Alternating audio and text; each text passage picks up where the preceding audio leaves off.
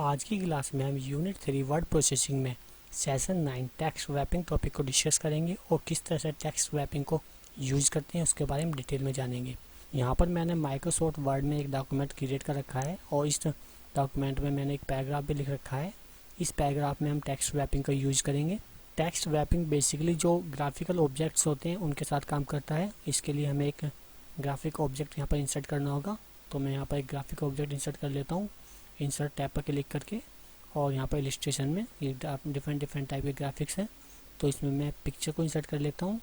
तो यहाँ पर पिक्चर्स देखिए आपको मिल जाएंगी, तो हम यहाँ से कोई भी पिक्चर ले लेते हैं। जैसे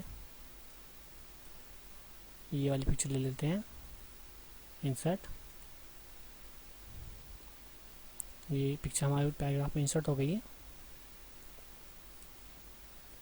इसको थोड़ा सा साइज को छोटा कर लेते हैं ना, इस तरह से। एक ऑब्जेक्ट और इंसर्ट कर लेते हैं यहाँ पर इंसर्ट में जाकर, और शेप्स में एक शेप और ले लेते हैं कोई, जैसे ट्राइंगल वाली ले लेता हूँ मैं, ये वाली। इसमें कलर कर देते हैं इस तरह से। तो हमारे पास दो ऑब्जेक्ट अभी हो गए हैं। इन दोनों ऑब्जेक्ट्स पर ही हम टेक्स्ट रैपिंग को यूज़ करेंगे। अभी देखिए जो हमारा फर्स्ट वाला ऑब्जेक्ट है, मतलब इमेज जो है, अगर मैं इसको उठाकर कहीं भी ले जाता हूँ, सपोज को यहाँ ले जाता हूँ, तो ये यहाँ पर चला जाता है, लेकिन जो यहाँ पर टेक्स्ट था उसको नीचे एडजस्ट कर देता है। ठीक है, मतलब लाइन के सेंटर में अरेंज हो रहा है। अगर मैं इसको छोटा करूँ ऑब्जेक्ट को, तो हम देखेंगे कि ये ऑब्जेक्ट जो है लाइन के बीच में एडजस्ट हो रहा है। लाइन के वर्ड्स होते हैं उनके बीच में आ रहा है। इधर भी वर्ड है, इधर भी वर्ड है, और लाइन के यहाँ पर एक कैरेक्टर था, वहाँ पर ये ऑटोमेटिक अपनी प्लेस बना ले रहा है। टेक्स्ट रैपिंग को यूज़ करने के लिए हमें जाना होता है फॉर्मेट टैब पर। देखिए फॉर्मेट टैब जो होगा यहाँ पर आपको मिल जाएगा, लेकिन अभी हम यहाँ पर हमें फॉर्मेट टैब शो नहीं हो रहा है। लेकिन जब भी हम ऑब्जेक्ट को सिलेक्ट करेंगे तो यहाँ पर ऑटोमेटिक फॉर्मेट वाला टैब हमारा आ जाएगा। देखिए ये आ गया है यहाँ पर।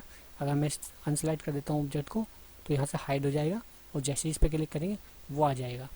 तो अभी यहाँ पर क्लिक करेंगे, ठीक है। देन आपको यहाँ पर काफ़ी सारे ऑप्शन मिलेंगे। इन सभी ऑप्शन को हम पहले यूज कर चुके हैं।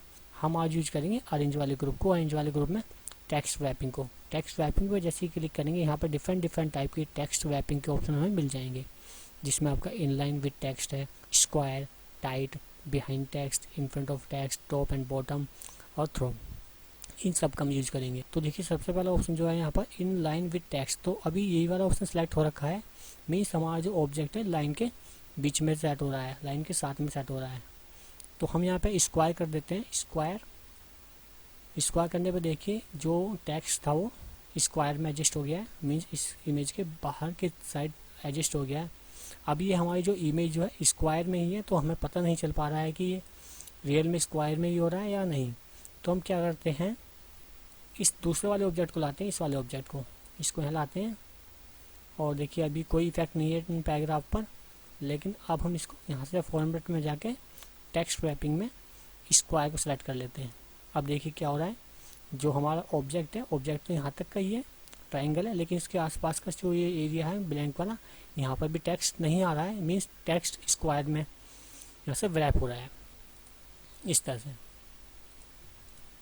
देन नेक्स्ट वाला ऑप्शन जो है यहाँ पर टाइट का मतलब क्या होगा, ये यहाँ पर जो एरिया खाली है यहाँ पर भी टेक्स्ट आ जाएगा, ऑटोमेटिक वो एडजस्ट कर लेगा इस तरह से।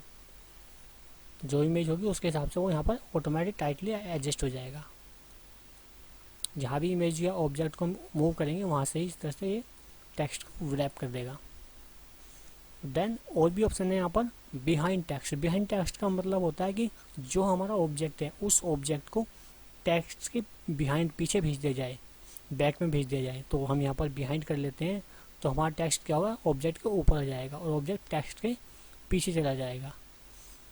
इसको हम ब्रिंग टू फ्रंट ले आते हैं, इन फ्रंट ऑफ टेक्स्ट ऊपर ले आते हैं।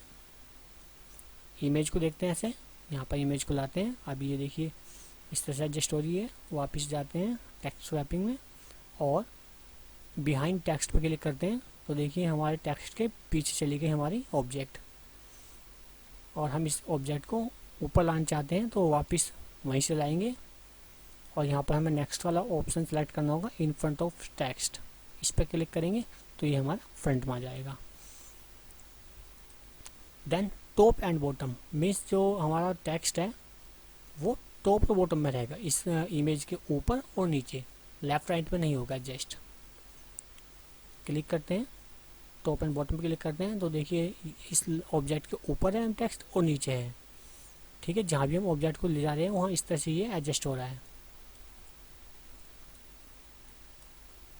देन यहाँ पर और भी ऑप्शंस हैं, जैसे थ्रो, इसको यूज कर सकते हैं। ये आपका सेम ऐसे ही है जैसे इन्फ्रंट ऑफ ये होता है टाइट वाला, तो इस तरह का ज़्यादा यहाँ पर। देन उसके बाद जो नेक्स्ट वाला है यहाँ पर एक ये वाला भी है, एडिट रैप पॉइंट, यानी कि रैपिंग पॉइंट को अपने हिसाब से एडजस्ट कर सकते हैं। क्लिक करते हैं इस पर, तो क्लिक करने के बाद देखिए यहाँ पर रैपिंग पॉइंट बन गए हैं। हम जैसे चाहें वैसे अपने हिसाब से रैपिंग कर सकते हैं। हम चाहते हैं कि रैपिंग इस तरह से हो, यहाँ भी टेक्स्ट ना हो। देखिए यहाँ से टेक्स्ट गायब हो गया। चाहे तो हम इमेज को ऊपर भी ला सकते हैं टेक्स्ट को इस तरह से। अभी हमें ये शो नहीं हो रहा है, क्यों नहीं हो रहा है? क्योंकि ये इन फ्रंट ऑफ टेक्स्ट में है। तो हम पहले इसको लेआउट को चेंज कर लेते हैं, इसके यहाँ सेलेक्ट करते हैं और इसको हम कर देते हैं टाइट कर देते हैं इस तरह से।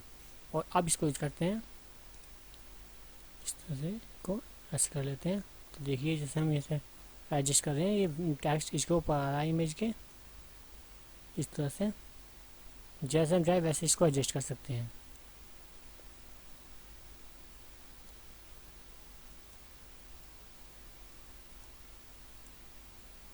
जैसे भी हम चाहे वैसे हम यहाँ पर इसे एडजस्ट कर लेंगे और ये वैसे ही एडजस्ट हो जाएगा।